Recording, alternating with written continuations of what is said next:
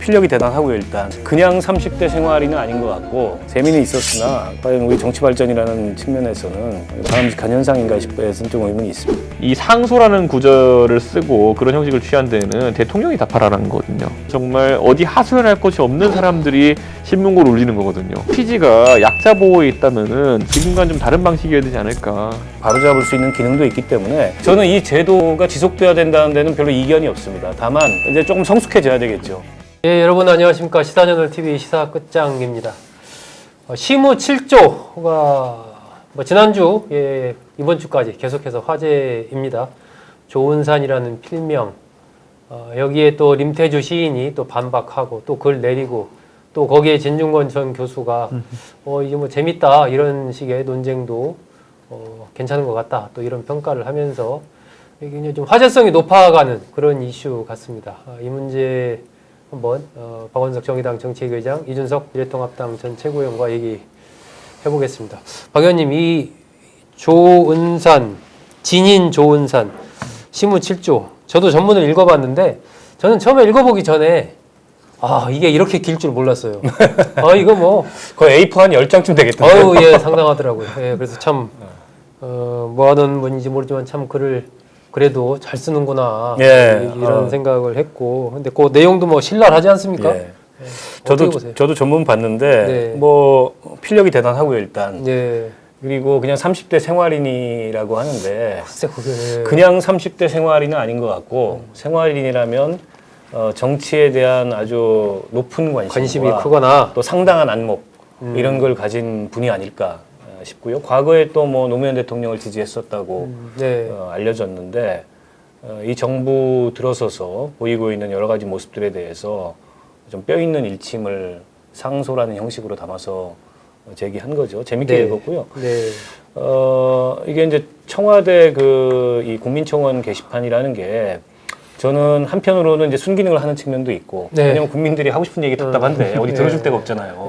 그거 들어주는 일종의 이제 해우소 같은 역할을 하는 측면도 있고 다른 한편으로는 좀 역기능도 있다고 봐요. 사실은 우리 사회 많은 갈등들이 국회라든지 이런 의사결정 기구들을 거쳐서 혹은 그 의사결정 기구들에 의해서 그게 해소가 돼야 되는데 우리가 지금 왕조시대로 사는 것도 아닌데 전부 청와대에 가가지고 신문고 두드리는 형식으로 사실은 그 태반의 문제들이 청와대가 어떻게 해결할 수 없는 문제들이에요. 그렇죠. 그냥 답변만 할 뿐이지. 그래서 이게 물론 이제 국회에도 지금 이제 국민청원 기능이 생겼습니다. 근데 국회는 좀 다른 게 국회는 그게 청원으로 성립이 돼요. 그럼 그 심사를 해야 돼요. 그걸 갖다가 그 법안을. 그래서 국회는 조금 더 어떻게 보면 책임성이 담보된 형태의 국민청원 제도를 운영하는 거라고 볼 수 있고 그거에 아주 좀 극명한 이 현상이 이번에 뭐 상소와 그에 대한 반박과 상소와 하교 그죠? 그런 이런 게 아닌가 싶은데 풍자로서는 재미가 있는데 우리는 전부 시민이지 신민이 아니잖아요. 그래서 무슨 폐하 이런 표현도 그렇고 저는 뭐 개인적으로 글쎄요, 뭐 재미는 있었으나 그게 과연 우리 정치 발전이라는 측면에서는 바람직한 현상인가 싶어서 좀 의문이 있습니다. 이준석 최고는 어떻게 봤습니까? 저는 그러니까 이게 로마 시대 때 보면은 위정자들 또는 귀족들끼리 하고 하던 놀이거든요. 이게 보면은. 그러니까 그 공화주의자들이 카토 이런 거 쓰면은 시저가 안티카토 이런 거 쓰고 이렇게 서로 뭐 공당문답 주고받던 그런 전통의 일환이고 우리 사회에서 이거 최근에 가장 세게 했던 사람이 진중권 교수죠. 그 조갑재 씨가 이제 조선일보에다 이제 내 무덤에 침을 뱉어라. 박정희 전기 연재하니까 네 무덤에 침을 뱉으마. 네 무덤에 침을 뱉으마라는 걸 책을 써가지고 뭐 정확히 그거에 대한 반대는 아니었지만 어쨌든 그 우파 비평을 하는 그런 진중권 교수의 모습이 있었는데 저는 이번에 이 어쨌든 상소랑 하교는 저도 굉장히 거북스러운 단어입니다. 그 하교는 이제 다 왕이 내릴 수 있는 거거든요. 그럼 그 시인이 그게 본인이 왕이라는 것인가? 아니면 본인이 비선실세라는 것인가? 무슨 의미인지 모르겠으나 상소에 답한다는 의미에서 하교라는 단어를 쓴 거 아닐까요? 그러니까 답을 할 수 있는 건 왕밖에 없습니다. 그렇기 때문에 저는 이거는 사실 그래서 이 상소라는 구절을 쓰고 그런 형식을 취한 데는 대통령이 답하라는 거거든요. 또는 대통령을 대리할 수 있는 책임 있는 그 책임자가 답을 하라는 것인데 그냥 키보드 워리어들 둘이 붙은 것처럼 만들어 버린 거죠 이제 보면은. 그러니까 저는 이거는 청원이 이제 40만 명 넘었으니까 뭐 청와대에서도 어떤 식인 답변. 근데 이번에 청원이 가려졌다가 다시 이제 뭐 보이고 이렇게 한다는 이런 얘기가 있고 중간에 뭐 심의위원회를 둬가지고 이렇게 한다고 했는데 그래서 2주가 걸린다고 했잖아요. 그게 심의하는데. 네. 저는 그걸 보면서 참 그 심의위원회는 어떻게 동작하는 건지 모르겠지만 예전에 보면 선거 앞두고 나경원 반대 청원 이런 거는 뭐 심의 어떻게 했는지 모르겠지만은 왜 올라와 있는지도 모르겠고 수십만 명씩 도달했는데 어떻게 하자는 것인지 잘 모르겠거든요. 예. 그런데 왜 이건 이렇게 심의를 열심히 한 건 잘 모르겠습니다. 그러니까 내로남불이 이게 그 기본이라고. 예. 뭐 저는 그 청와대 그 심의하시는 분한테 물어보고 싶어요. 나경원 반대 청원은 심의 결과가 어떻게 나왔길래 거기 계속 나와 있는 거였는지. 예.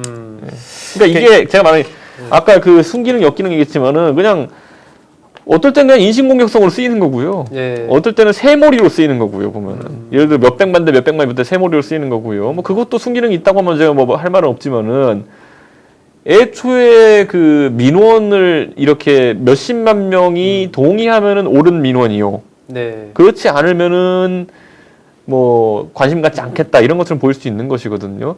오히려 민원이라든지 위정자들이 살펴야 되는 것은 정말 몇십만 명을 동원하는 능력은 없지만 정말 외롭고 정말 어디 하소연할 것이 없는 사람들이 신문고를 울리는 거거든요.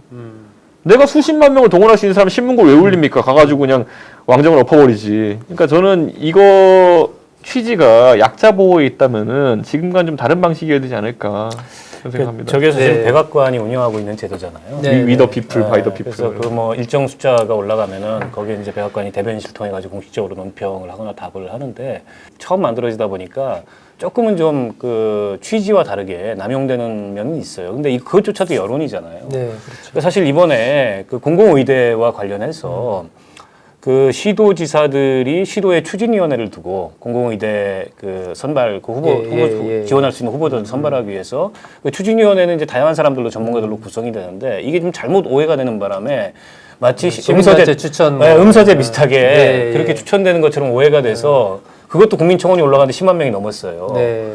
그래서 근데 그거는 사실은 저는 보건복지부에 상당한 귀책이 있다고 봅니다. 보건복지부에서 2018년도에 로드맵을 발표했는데 누가 봐도 딱 오해하기 좋게 얘기를 써놨어요. 저 제대로 설명을 잘 하지 않고. 근데 공공의대 내년에 문 연다는 거 아닙니까? 네. 남원에. 그 당장 이거를 준비하려고 하는 사람들 입장에서는 굉장한 의구심과 네. 가뜩이나 또 이제 뭐 조국 사태 이런 걸 거치면서 그런 등등이 의전원 등등의 그런 좀 어두운 면들이 드러났는데 어떻게 보면은 이제 그런 거에 대해서 국민들이 자연스럽게 이 여론을 표출하고 경우에 따라서는 정부의 잘못된 정책이나 혹은 정부의 부적절한 그런 발표로 인한 오해나 이런 것들을 바로잡을 수 있는 기능도 있기 때문에 저는 이 제도가 지속돼야 된다는 데는 별로 이견이 없습니다. 다만 이제 조금 성숙해져야 되겠죠. 개선이 필요하다. 네, 그걸 이제 이용하는 사람들도 혹은 이제 그걸 운영하는 그 측면에 있어서도 아마 이번 이 약간의 이제 풍자적인 이런 계기도 그런 걸 그 조금 더 업그레이드하는 그런 계기가 되지 않을까 싶습니다. 아니, 이제 근데 진중권 교수가 어쨌든 뭐 두 분 이렇게 싸우는 것도 풍요가 있다.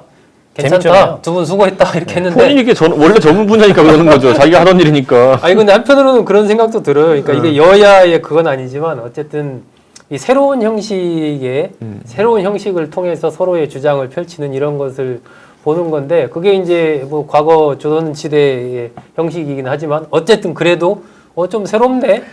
그런 느낌은 들어요. 그거 그 청와대 청원 게시판에서 있어가지고 그런 거지. 사실 DC 인사이드나 이런 데 가도 서로 싸우는 건 많아요. 네. 그러니까 저는 그 내용 면에 있어서는 별로 볼 것이 많지 않다 이렇게 보고 방금 전에 박원석 의원님이 이제 음서제 관련 거 이런 거에 대해서 네네. 젊은 세대 구조적인 되게 불안이 있거든요. 우리 잘 보면은 우리가 그 어릴 때 역사 배울 때 조광조와 그 당시 사림 이런 사람들이 왜 몰락했는지에 대해 가지고 구조적으로 살펴보면은 지금의 운동권들이 하는 거랑 아주 비슷한 행동을 하다가 몰락했어요. 그때 우리는 그때 국사교과서에 혈량과라고 이렇게 배우면서 이게 뭐 그걸 다 기억하십니까? 네, 혈량과라는 제도를 통해 인재를 등용하고 이게 뭐 되게 좋은 제도인 것이 네. 얘기 배웠잖아요. 따지고 보면은 그거 그냥 그 음서제예요. 그러니까 과거를 아무나 볼 수 있는 상황에서 박원석이 한 명 추천하고 소정동이 한 명 추천하고 이준석이 한 명 추천해서 셋 중에 한 명 되는 이런 식으로 그냥 음서제로 만들어 버린 거예요. 그러니까 그게 이제 사림이 자기 권력을 공고히 하기 위해 가지고 인적 풀을 채우려고 그렇게 했던 건데 저는 어떤 말을 갖다 붙여도 경쟁을 회피하고 추천의 성격 또는 정성적 평가가 가미되는 형식으로 가는 것 자체에 대해서 젊은 세대가 굉장히 불공정하다 생각하고 있어요. 그러니까 저는 운동권은 살인같이 지금 써가고 있다 이렇게 봅니다. 아니 근데 이게 이제 운동권의 책임으로 돌리면 안 되고 사실은 대한민국에서 이런 류의 불공정의 원조는 사실은 보수죠. 그리고 아니 대표적인 게 박정희 전 대통령의 아들이 대학 진학할 때마다 입시도가 바뀌었다 이런 게 가장 대표적이잖아요. 그런 것처럼 근데 그걸 답습하고 있는 거죠. 기득권 세력이 되면서 지금 과거의 민주화 세력들이 일정하게 그걸 답습하는데 지금 뭐 격렬하게 반발하고 저항하는 사람들이 무슨 뭐 그 진중권, 김경률 이런 조국 흑서 쓴 사람들이잖아요. 그들도 똑같다. 그러니까 결국엔 저는 이건 기득권의 문제라고 봐요. 근데 기득권이 돼서도 과거의 그런 잘못된 그 전례를 답습하지 않고 그걸 극복하고 개혁할 수 있어야 기득권에서 또 다른 기득권으로 옮겨가는 네, 그게 이제 뭐 비판하죠. 과거에 이제 민주화 운동을 했던 정신이고 또 뭐 학생 운동을 했던 정신인데 그게 아니고 또 다른 형태의 기득권이 돼버리면 그건 뭐 과거와 전혀 다를 바가 없는 거죠. 네. 그래서 사림이 이제 쫓겨나고 난 다음에 그다음 현량관 폐지됐습니다. 결국은 정권 교체밖에 답이 없습니다.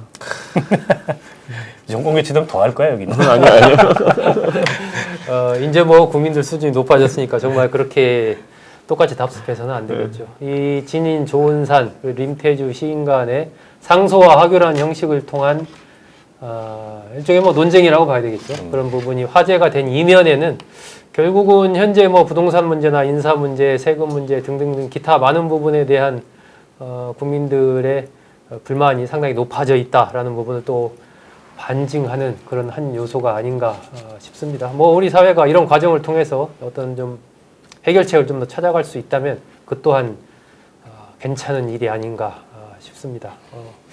어쨌든 우리 정치권도 이런 식으로 좀 여야 간에 막말을 주고받기보다는 조금 더 위트가 있는 이런 비유, 새로운 형식들을 통해서 서로가 의견들을 주고받고 좀 뭔가 협치를 해서 결과를 냈으면 하는 그런 바람입니다. 자, 두 분 좋은 말씀 오늘 고맙습니다. 그렇습니다.